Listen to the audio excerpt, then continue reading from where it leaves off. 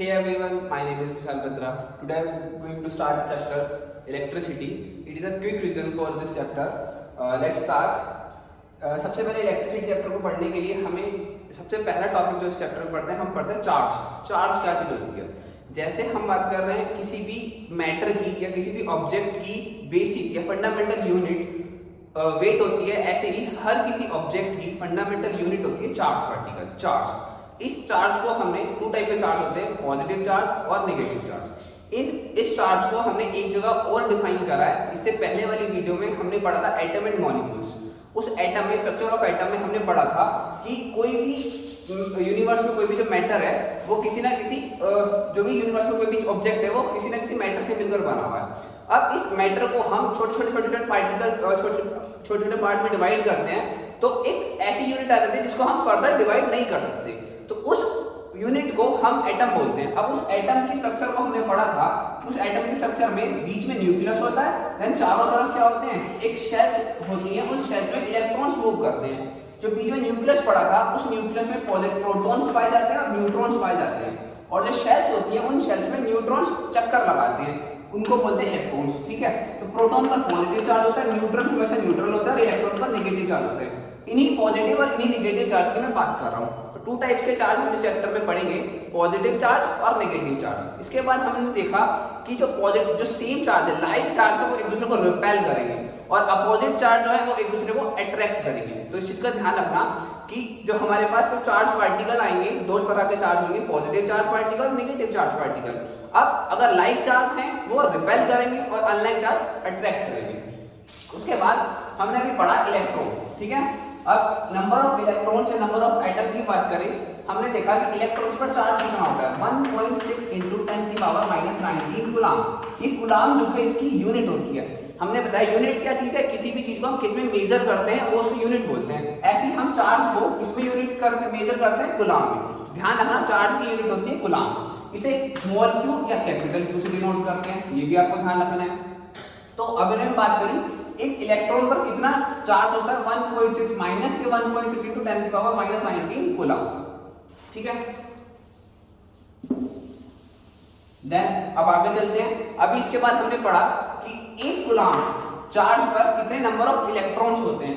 उसका डाटा आपको याद रखना है, 6.25 × 10⁻18 नंबर ऑफ इलेक्ट्रॉन्स होते हैं। ध्यान रखना, एक कूलाम में कितने नंबर ऑफ इलेक्ट्रॉन्स होते हैं, 6.25 × 10⁻18 इलेक्ट्रॉन्स। ठीक है, अब हम पढ़ते हैं कंडक्टर और इंसुलेटर्स। देखो क्या है, अब इलेक्ट्रिसिटी चैप्टर पढ़ रहे हैं, तो जिस भी ऑब्जेक्ट में इजीली करंट पास होता है उसे कंडक्टर बोलते हैं, और जिसमें करंट पास नहीं होता उसे इंसुलेटर्स बोलते हैं। जैसे हम बात कर रहे हैं वुड की, वुड में कभी भी इलेक्ट्रिक करंट पास नहीं हो सकता, तो इलेक्ट्रिक करंट पास नहीं हो रहा तो ये इंसुलेटर है। और किसी भी मेटल की बात करें वो क्या होता है, एक गुड कंडक्टर्स होते हैं, उसमें इलेक्ट्रिसिटी आराम से पास हो जाती है। तो जितने भी हमारे पास मेटल्स होंगे वो गुड कंडक्टर होंगे, एंड जो हमारे पास वुड, प्लास्टिक, रबड़, ये सब क्या होते हैं, इंसुलेटर्स होते हैं, उसमें इलेक्ट्रिक करंट पास नहीं होता। सिंपल सा लॉजिक कि अगर किसी भी ऑब्जेक्ट में करंट पास हो रहा है वो कंडक्टर कहलाता है, और जिसमें करंट पास नहीं होता उसे इंसुलेटर बोलते हैं। ठीक है, उसके बाद इस चैप्टर में हम पढ़ रहे हैं, इसमें हम क्विक रिवीजन पढ़ रहे हैं, जल्दी इसको चैप्टर को रिवाइज करते हैं।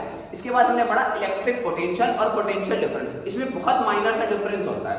तो अगर बात करें इलेक्ट्रिक पोटेंशियल की, क्या होता है, किसी इनफाइनाइट पॉइंट से किसी एक पॉइंट तक चार्ज पार्टिकल को लाने में जो हम वर्क डन कर रहे हैं वो इलेक्ट्रिक पोटेंशियल होता है। ठीक है, दोबारा से समझना, किसी भी इनफाइनाइट पॉइंट से किसी एक पॉइंट तक, फाइनाइट पॉइंट तक चार्ज पार्टिकल को जो लाने में वर्क डन हो रहा है उसे हम इलेक्ट्रिक पोटेंशियल बोलते हैं। और पोटेंशियल डिफरेंस में क्या अंतर है, पोटेंशियल डिफरेंस किसी एक फाइनाइट पॉइंट से दूसरे फाइनाइट पॉइंट तक चार्ज पार्टिकल को जो लाने में वर्क डन कर रहे हैं उसे पोटेंशियल डिफरेंस पढ़ रहे हैं। ठीक है, तो माइनर से डिफरेंस, इलेक्ट्रिक इनफाइनाइट पॉइंट से किसी पॉइंट तक लाने में चार्ज पार्टिकल को लाने में जो वर्क डन करना पड़ा उसे इलेक्ट्रिक पोटेंशियल बोलते हैं, और एक पॉइंट से दूसरे पॉइंट तक चार्ज पार्टिकल को लाने में जो वर्क डन करते हैं उसे बोलते हैं हम पोटेंशियल डिफरेंस। अब पोटेंशियल डिफरेंस इंपॉर्टेंट है, इसको समझते हैं। पोटेंशियल डिफरेंस को V से डिनोट करते हैं, ध्यान रखना, इसका फॉर्मूला होता है W/Q। अभी हम यही पढ़ा, किसी यूनिट, अब हम बात करते हैं, देखो डेफिनेशन, किसी चार्ज पार्टिकल को लाने में जो वर्क डन होता है उसे इलेक्ट्रिक पोटेंशियल बोलते हैं, पोटेंशियल डिफरेंस बोलते हैं। तो पोटेंशियल डिफरेंस को V से डिनोट करते हैं, इसकी यूनिट होती है, ऐसा यूनिट होती है वोल्ट। ध्यान रखना, इसकी ऐसा यूनिट वोल्ट होती है। ठीक है, यूनिट्स का बहुत रोल होता है, क्योंकि जब हम न्यूमेरिकल को सॉल्व करते हैं तो हमारे पास यूनिट्स लिखी आती हैं, उससे हमें पता चल जाता है कि वो क्या चीज गिवन है। ठीक है, तो हम पढ़ रहे पोटेंशियल डिफरेंस। मैंने बताया किसी यूनिट अगर हम 1 वोल्ट की डेफिनेशन बनाएंगे तो यही से बन जाएगी, 1 यूनिट चार्ज को लाने में 1 जूल वर्क करना पड़ रहा है तो 1 वोल्ट की डेफिनेशन बन जाती है।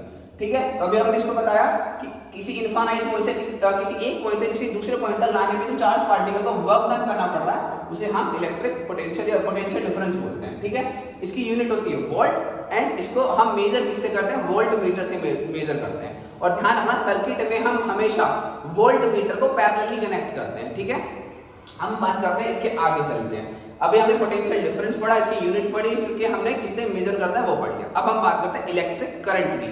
सबसे इंपॉर्टेंट आई, इसे डिनोट करते हैं स्मॉल आई से या कैपिटल आई से।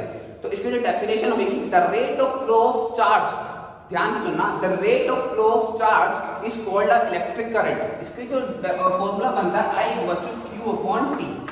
इसकी यूनिट एम्पियर होती है, उसको एमीटर से मेजर करते हैं।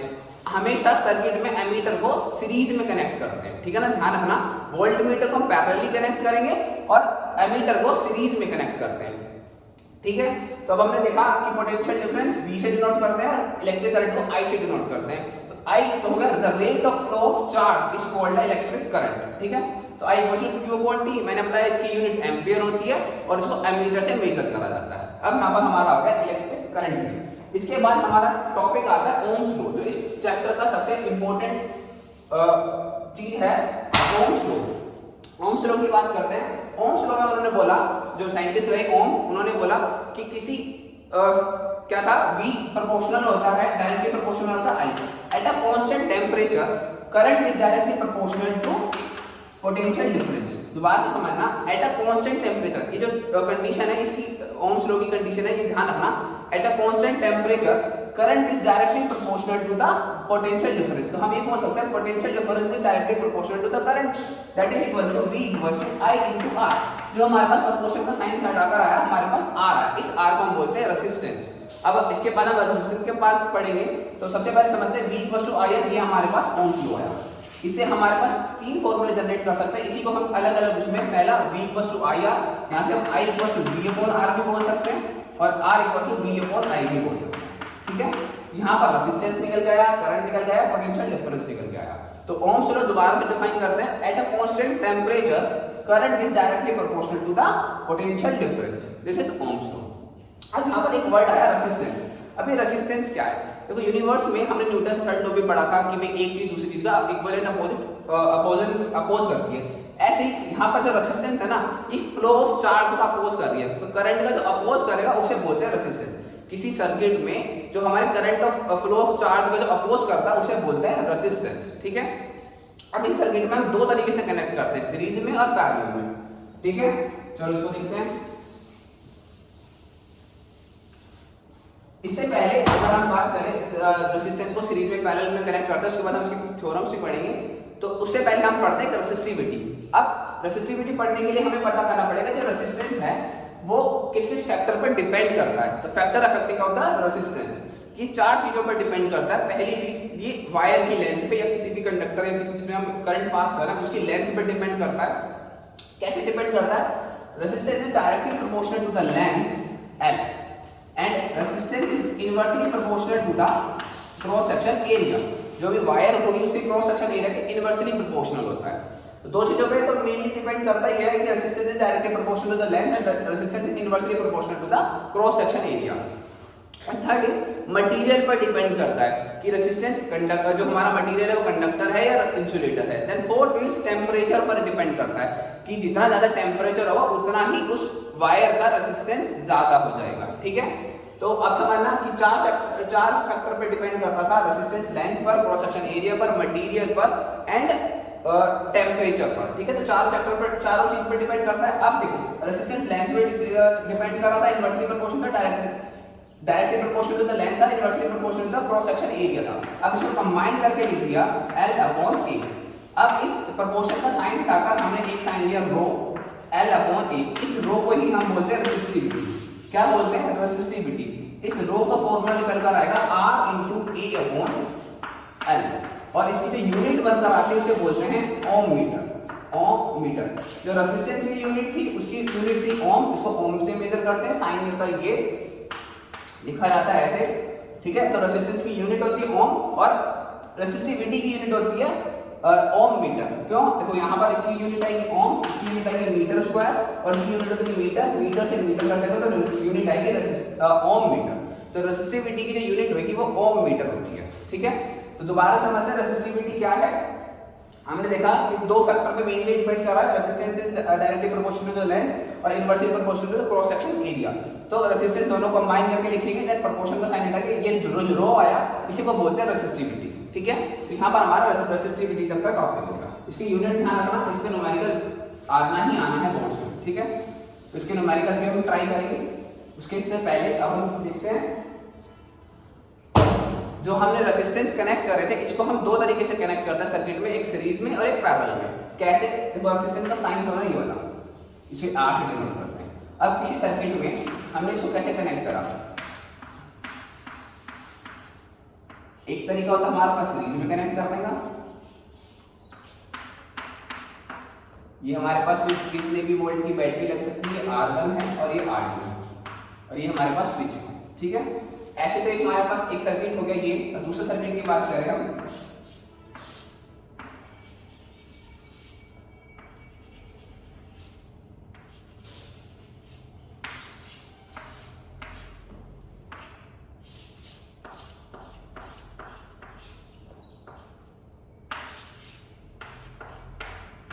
ये हमारे पास दूसरा सर्किट हो गया R1 R2 और इसमें R3, इसमें 20 वोल्ट की बैटरी लगी हुई है, ये पर हमारे पास स्विच हो गया, ठीक है।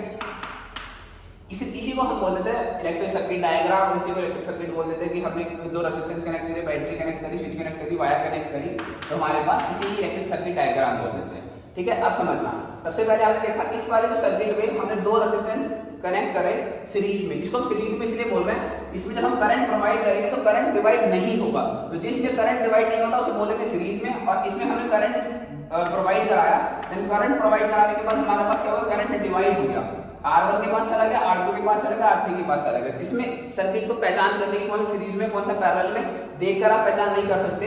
यहाँ पर तो आपको सिंपली दिख रहा होगा, बट लेकिन बहुत सारे सर्किट ऐसे होते हैं जिसमें देखकर हम पहचान नहीं कर पाते। तो जब हमारा सीरीज में करंट डिवाइड होगा तो वो बोलते हैं पैरेलली, और करंट डिवाइड नहीं होगा तो उसे बोलते हैं हम सीरीज में, ठीक है। तो ये हम नॉर्मली पहचान कर सकते हैं कौन सा सर्किट सीरीज में है, कौन सा सर्किट पैरेलल में, या कौन सा रेजिस्टेंस, ठीक है। अब हम बात करते हैं सीरीज की रेजिस्टेंस की, जो थ्योरम बनकर आती है वो क्या होती है। अगर रेजिस्टेंस का साइन देखो R दिखा है, अब हमने इसमें तीन रेजिस्टेंस R1 R2 और R3 हमने कनेक्ट करे किसी सर्किट में, पॉजिटिव नेगेटिव और हमने एक स्विच लगाया करंट प्रोवाइड करने के लिए, पॉजिटिव नेगेटिव R1 R2 और R3। अब हमने बात करा इस सर्किट में 20 वोल्ट था, अब हमने करंट प्रोवाइड करा, करंट तो डिवाइड नहीं होगा, इसमें हमारे पास वोल्टेज डिवाइड होगी, ध्यान रखना करंट सेम रहेगा, वोल्टेज डिवाइड होगी। तो जब वोल्टेज डिवाइड होगी हमारे पास ओम्स लॉ से V IR हमारे पास फॉर्मूला होता है, तो हमारे पास आया V इसमें से हम हमारे पास हमें ध्यान रखना है कि वोल्टेज डिवाइड करनी है, तो V1 plus V2 plus V3, तीन रेजिस्टेंस है, V I R1 plus I R2 plus I R3। अभी हमने बताया सीरीज में करंट डिवाइड नहीं होता, वोल्टेज डिवाइड होती है, V I कॉमन आ गया, then R1 plus R2 plus R3, then I नीचे चला जाएगा, V/I R1 plus R2 plus R3। ऐसे ही हम नंबर ऑफ रेजिस्टेंस बढ़ाकर कितने भी रेजिस्टेंस हम सीरीज में कनेक्ट कर सकते हैं। V/I देखो V IR पढ़ा था कि हमने, और मैं देखते हैं V/I किसके इक्वल आएगा, रेजिस्टेंस के इक्वल आएगा। तो यहाँ पर टोटल रेजिस्टेंस R हो गया R1 plus R2 plus R3। तो हमारे पास ये इसका प्रूफ हो गया कि सीरीज में जो हमारे पास रेजिस्टेंस कनेक्ट होता है वो किस तरीके से कनेक्ट होता है, R R1 plus R2 plus R3। ये हमारे पास क्या हो गया, सीरीज में कैसे रेजिस्टेंस कनेक्ट होता है उसकी थ्योरम होगी, ठीक है। ऐसे हम अब क्या करने वाले हैं, पैरेलल कैसे रेजिस्टेंस कनेक्ट करे थे और उसके जो प्रूफ कर रहा था वो हम देखेंगे। इसमें से प्रूफ के समझने के लिए एक ही चीज ध्यान रखना, इसमें हमने वोल्टेज डिवाइड करी है, उसमें हम करंट को डिवाइड करेंगे और इसमें करंट सेम रहता है। चलो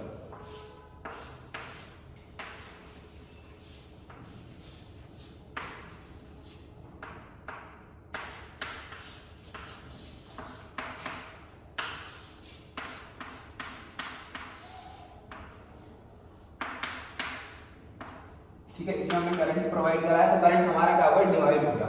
I equals to I1 plus I2 plus I3, यहाँ पर रेजिस्टेंस है R1, R2 और R3।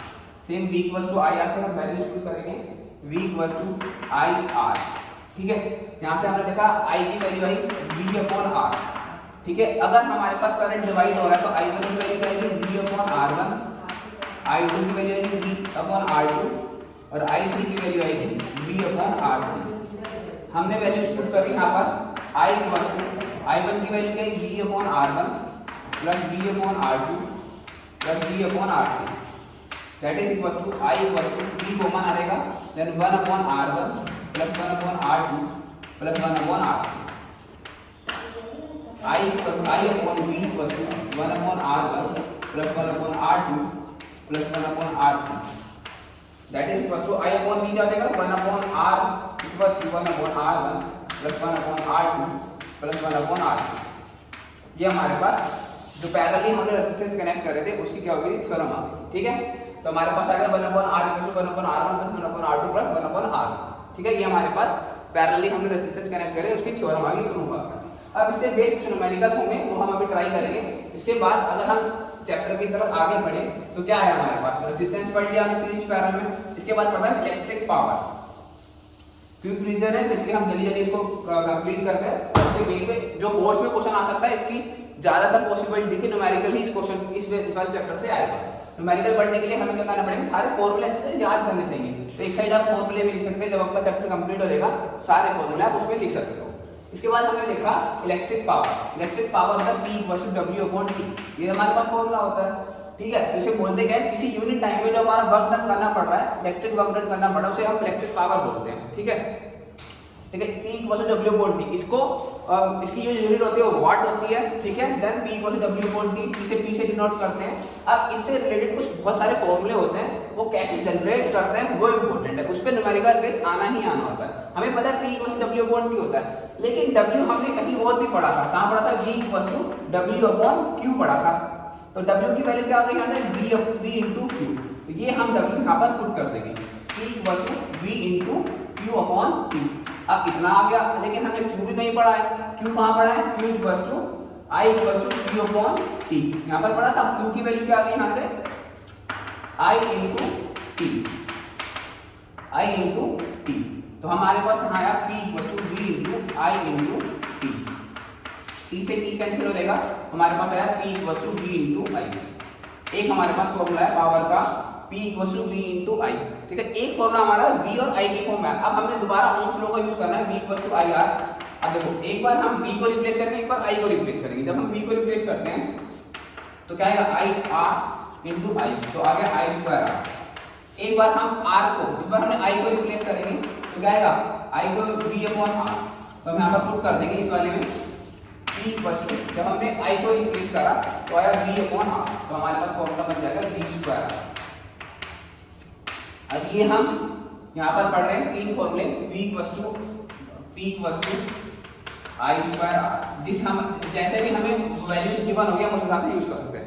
अगर सर्किट में रेजिस्टेंस सीरीज में कनेक्ट है, अगर सीरीज में कनेक्ट है तो कौन सा वाला फॉर्मूला यूज करेंगे, VI और पैरेलली कनेक्ट होता है ये वाला कनेक्ट करेंगे, ठीक है। P equals to V square upon R। ध्यान रखना ये दोनों फॉर्मूले, तीनों फॉर्मूले मोस्ट इंपोर्टेंट है, आपको न्यूमेरिकल करने में बहुत हेल्प मिलेगी। तो P से रिलेटेड चारों फॉर्मूले याद रखना है, P equals to W upon T, P equals to VI, P equals to I square R, then P equals to V square R। अगर आपको याद भी नहीं है तो कोई बात नहीं, आप इसको ड्राइव करना आना चाहिए आपको। अब ड्राइव करने का तरीका बहुत सिंपल है, पहले हमने P equals to W upon T, हमें फॉर्मूला पता है पावर का, W की वैल्यू रिप्लेस करेंगे, Q की वैल्यू रिप्लेस करेंगे, हमारे पास P इक्वल्स टू VI आ जाएगा। सबसे बेसिक फॉर्मूला ये है। इसके बाद हम ओम्स लॉ के फॉर्मूले से V इक्वल्स टू I आते हैं, एक बार I को रिप्लेस कर देंगे और V को रिप्लेस कर देंगे, तो हमारे पास दो फॉर्मूले और आ जाएंगे। तो ये था हमारे पास इलेक्ट्रिक पावर का कॉन्सेप्ट, ठीक है। इसको ध्यान रखना, इलेक्ट्रिक पावर की यूनिट वॉट होती है, यूनिट W से डिनोट की जाती है, और जब हम पोटेंशियल डिफरेंस पढ़ते हैं V, उसकी यूनिट स्मॉल v से डिनोट की जाती है। तो इसमें थोड़ी बहुत कंफ्यूजन होती है, वो आप ऐसे दूर कर सकते हो याद कर, ठीक है। इसके बाद हम पढ़ते हैं एक, अब अपन क्विक रिवीजन पढ़ लिया। सबसे इंपॉर्टेंट मैंने बताया इसमें न्यूमेरिकल्स ही आने हैं, तो न्यूमेरिकल्स को पढ़ने के लिए क्या करना है आपको, देखो सारे फॉर्मूले एक साइड लिखते रहो। जैसे हम सबसे पहले पढ़ा पोटेंशियल डिफरेंस का, या हमने इलेक्ट्रॉन्स पढ़ा था, इलेक्ट्रॉन्स पर चार्ज कितना होता है माइनस के 1.6 10 की पावर -19 गुना, और एक गुलाम में नंबर ऑफ इलेक्ट्रॉन्स कितने थे 6.25 × 10 की पावर 18 नंबर ऑफ इलेक्ट्रॉन्स थे, ठीक है। उसके बाद पढ़ा पोटेंशियल डिफरेंस V = W/Q, इसकी यूनिट होती है वोल्ट। उसके बाद हमने पढ़ा इलेक्ट्रिक करंट I = Q/T। इसके बाद हमने पढ़ा resistance V ohms law V = IR। इसके बाद पढ़ा रेसिस्टिविटी ρ = याद रखना, अगर इसका फॉर्मूला याद नहीं होता तो हमें सिर्फ याद रखना है ρ L/A। यहाँ से हमारे पास आ जाएगा रेसिस्टिविटी = RA/L, ठीक है। इससे न्यूमेरिकल मोस्ट पॉसिबिलिटी से न्यूमेरिकल आए ρ = R/L। इसके बाद हमने पढ़ा इलेक्ट्रिक पावर P = W/T। इससे रिलेटेड हमने फॉर्मूले बनाए थे P = VI, अब V और I एक बार ohms लॉ से V और I की हम वैल्यूज रिप्लेस कर देंगे तो हमारे पास आ जाएगा। तो ये आपका पूरा चैप्टर था। इस चैप्टर में मैं फिर दोबारा बोल रहा हूँ न्यूमेरिकल्स आएंगे, आपका करना न्यूमेरिकल्स की प्रैक्टिस करना, और इससे अगली वीडियो में हम न्यूमेरिकल की प्रैक्टिस भी कराने वाले हैं। Thank you so much.